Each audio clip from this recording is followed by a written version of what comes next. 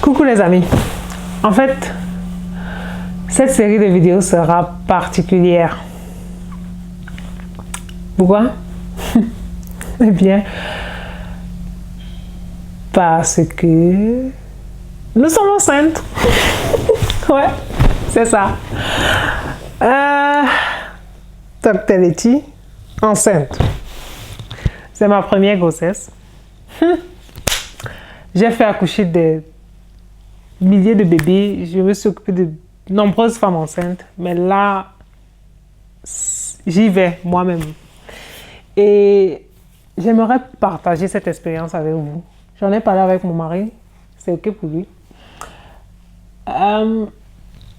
J'aimerais la partager avec vous, pas en tant que médecin, gynécologue, mais en tant que personne, femme enceinte, première grossesse. Juste vous expliquer, vous parler, vous dire par quoi je passe, échanger. Et ouais, c'est ce que j'ai décidé de faire. On verra bien. En fait, là, je suis à la 10e semaine déjà. Et je vous assure, c'est... Bon, peut-être on commence au début. Voilà. La nouvelle, tout ça. Déjà, le retard, parce que mes règles, ça arrive comme la montre suisse. Toujours à temps. J'ai le retard. Bon, après une semaine, je savais que bon, le test ne peut pas encore être positif à l'urine, puisque je ne voulais pas forcément faire ça au test sanguin. Et pour le test à l'urine, il faut attendre encore un peu plus. Et voilà, j'ai attendu le temps qu'il fallait. Après, j'ai fait ça après 3 semaines, je pense. J'étais positif, j'en ai même fait 2. Mais c'était clairement positif. Et à côté, avant ça, je me sentais pas bien. J'étais tout le temps fatiguée. Je n'arrivais pas à bien manger. Je savais que quelque chose était là. Bon, étant donné que je voulais seulement faire le test à l'urine, un test à l'urine simple, j'ai un peu attendu. Voilà. Bon, confirmé. Premier rendez-vous chez la Gigi. On a fait la première écho et tout. Mais je vous avoue quand même que c'était difficile pour moi d'attendre jusqu'au rendez-vous chez la Gigi. Donc, je me suis fait une écho seule, au boulot. Juste pour me rassurer et tout. Bon, tout va bien, bébé est dans l'utérus. Donc, c'est pas, parce que c'est déjà ça le premier rendez-vous. Est-ce que c'est une grossesse intra-utérine? Parce que les grossesses extra-utérines, le cœur qui battait déjà et tout. Oh, mon mari était super content. Voilà. Et quoi d'autre?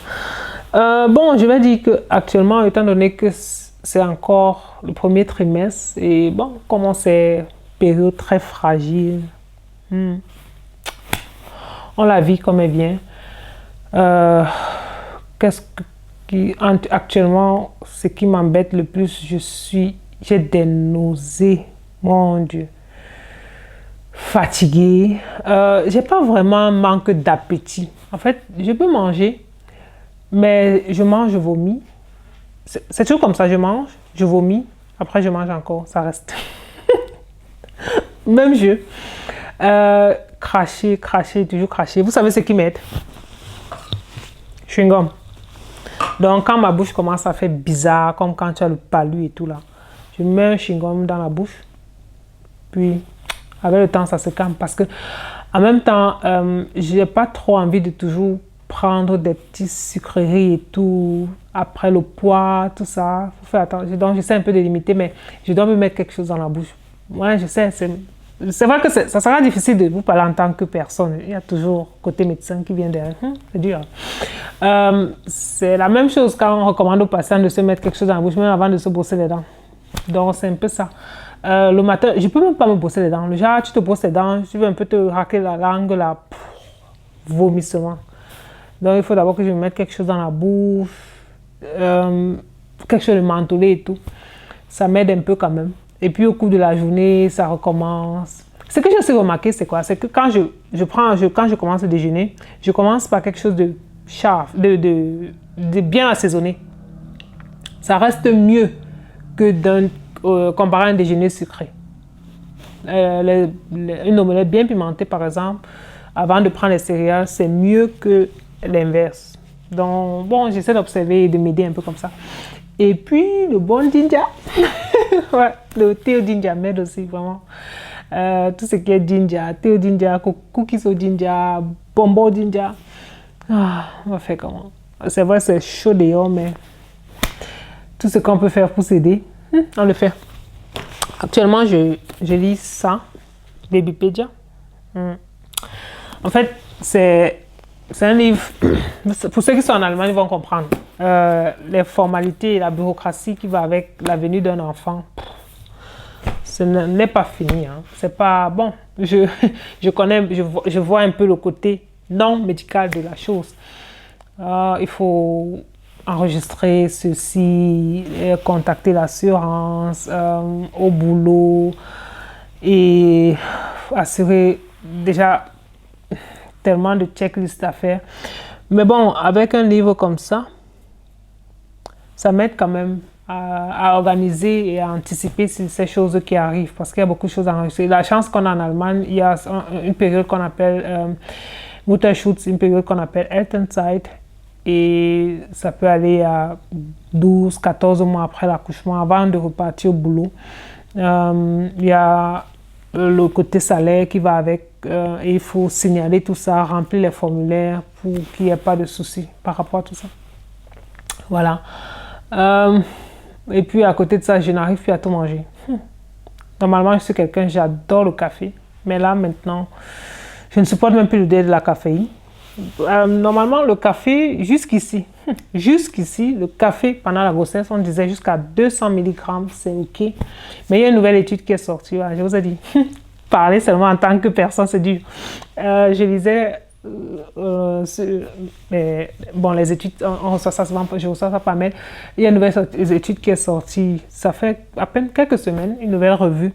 Et là, apparemment, c'est même plus recommandé café parce qu'il y a des risques de fausses couches, un poids fœtal, un bébé très léger, c'est un truc bizarre, je ne veux pas vous faire peur. Mais bon, apparemment, il faut d'abord laisser tomber. Vous savez, toute science qui n'est pas questionnable est un dogme dont c'est clair que les connaissances qu'on a actuellement font partie, ou alors les conclusions qu'on a actuellement font partie des connaissances qu'on a jusqu'à présent et ça peut changer. Et c'est bien ainsi, c'est pas la même chose tout le temps, il n'y a pas de vérité absolue. Alors, on s'informe et on adapte. Vous voyez, j'ai des remontées d'acide et tout là.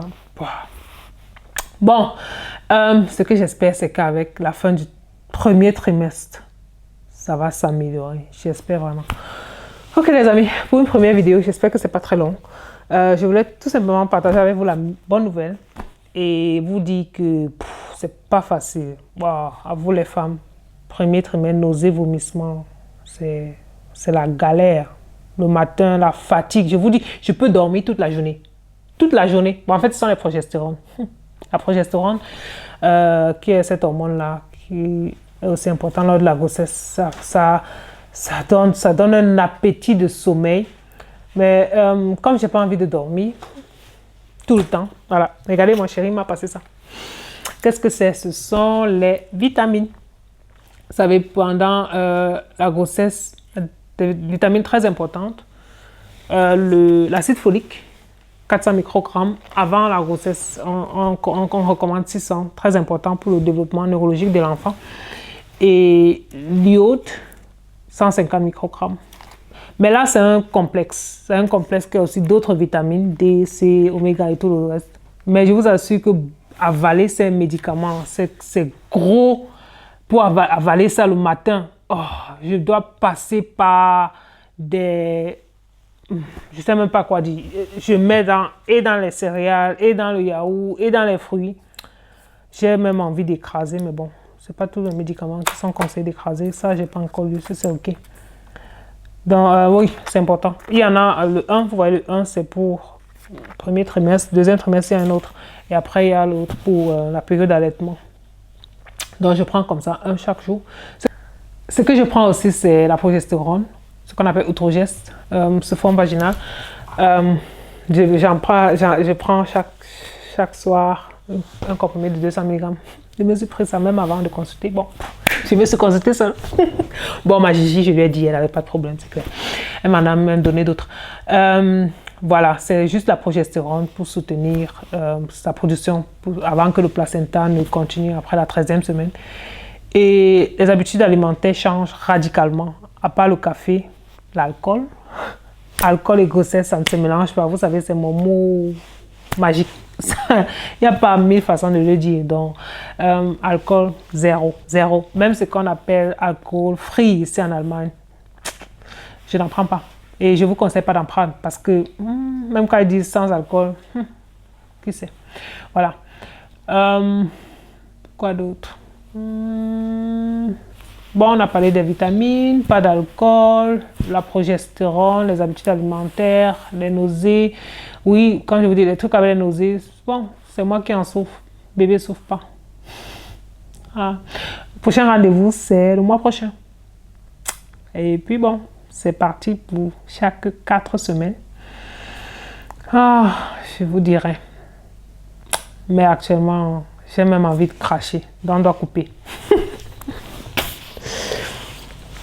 Voilà, je suis là. Eh bien, les amis, pour une première vidéo, je crois que c'était très long.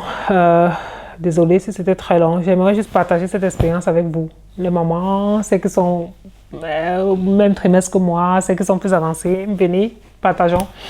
Ouais, c'est ma première grossesse. En tant que gynécologue, en tant que patiente, c'est franchement différent. Bon, la grossesse, c'est pas la maladie.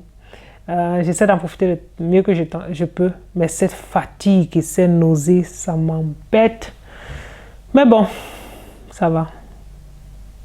Je vous dis à la prochaine vidéo alors. Bye bye.